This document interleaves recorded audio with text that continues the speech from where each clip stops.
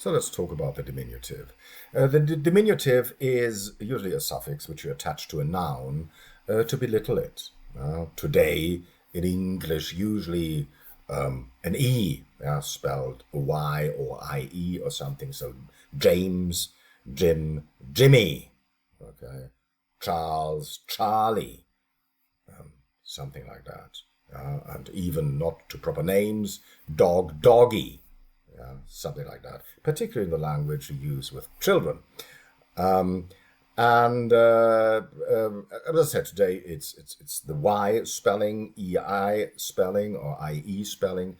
Usually, in a historical context, there were many diminutives in English, which I would like to talk about now. And here we are.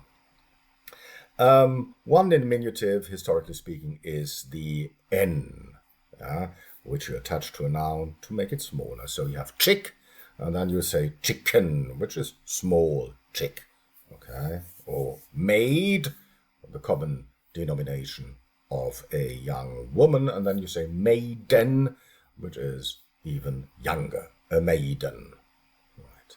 Or same with a cat, and then an kitten, a small cat. Okay, so N is one, but there are others. For example, here, ling, ling. So you have somebody who is dear to you, dear, originally meaning expensive, but then you attach a ling, and it's the one who is dear, and then later on, dear, darling. Okay, a foundling, usually a small child, which is found in the forest or somewhere on the doorsteps of the church. So a foundling, still used today, not very frequently though. A stripling, stripling related to stripe, stripe, very small and slender, and a stripling even smaller. So what you use for a young, very young child.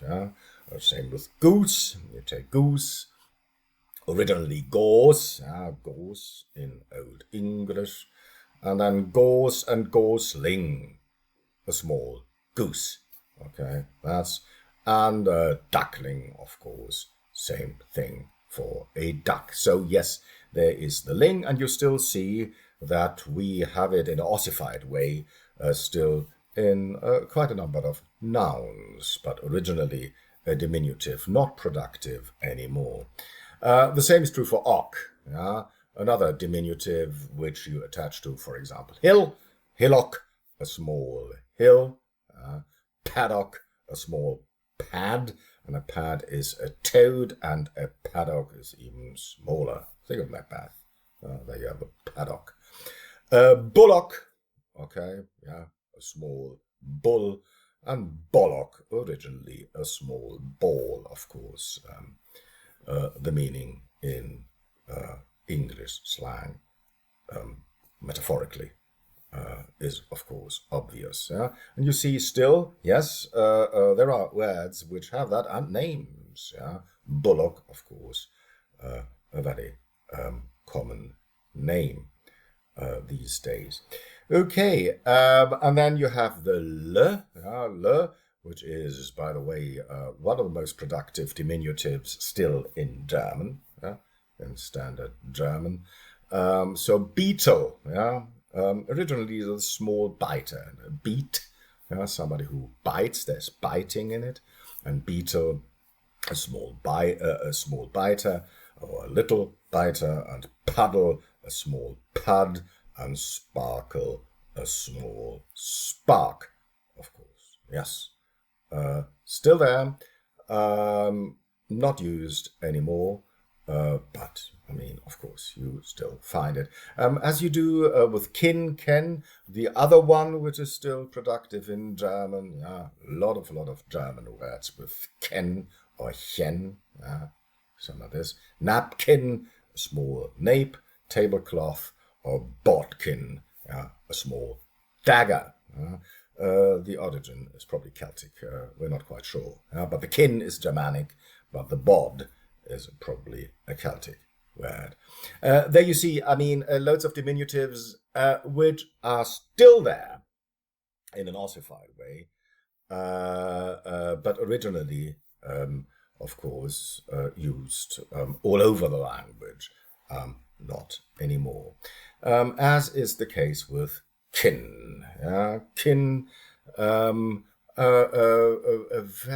of the probably most commonly used diminutives in Old Englishes, all right? And it was commonly attached to a first name, as we do today, James Jimmy. You should think of this as Jimkin, something like this. And then, if you use that, attach it to a name, so John becomes Jankin, Jan Jankin, something like this.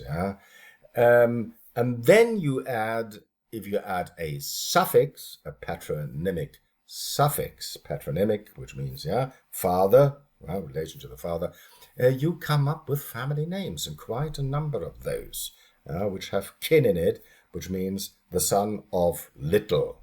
If you attach to the kin an S or a son or a sen, sometimes even 0. Here are quite a few examples of that. It will become clear now. So you have, for example, John, and in Chaucer you have Jankin, for example.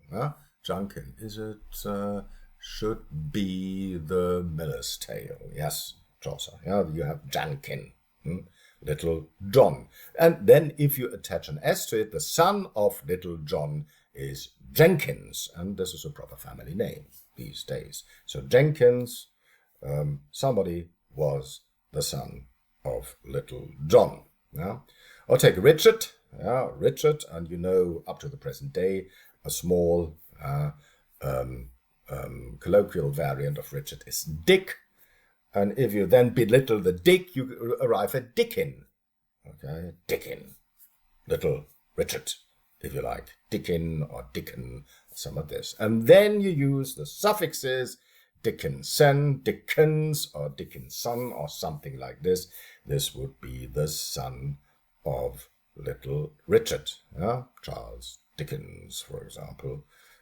One of his ancestors was a son of Little Richard.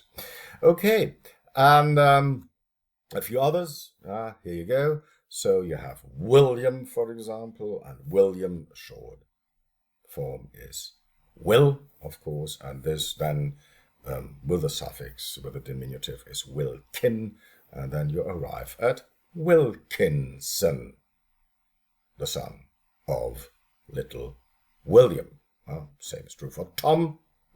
Tom, Little Tom is Tomkin, and the son of Little Tom would be Tomkins, or probably Tomkinson, some of this, son of Little Tom.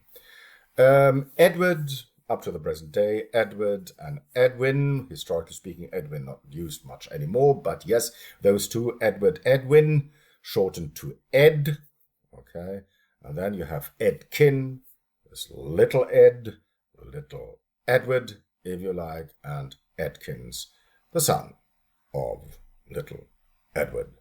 Okay. And one last, which I included because I'm very much an admirer of Philip Larkin. Larkin. Here we go. Lawrence, and one shortened variant a long time ago was something like Law or La or something like this, for Lawrence. And then you attach the suffix Larkin, okay, and then 0 suffix for the patronymy, Larkin. There should be Larkins as well. I'm sure you'll find them in the telephone book, I'm sure. But there are others, But what I want to say is that, yes, quite a number of historical diminutives in English, which have died out, no, insofar that they are not productive anymore. They were once, and you still have them in words like beetle or a lot of names. Okay, because this is, of course, the context where you use most diminutives in names to belittle one usually you like. Okay, think of Charles and Charlie. Okay. Something like this. Okay, there's that. We will come to the word in the next installment.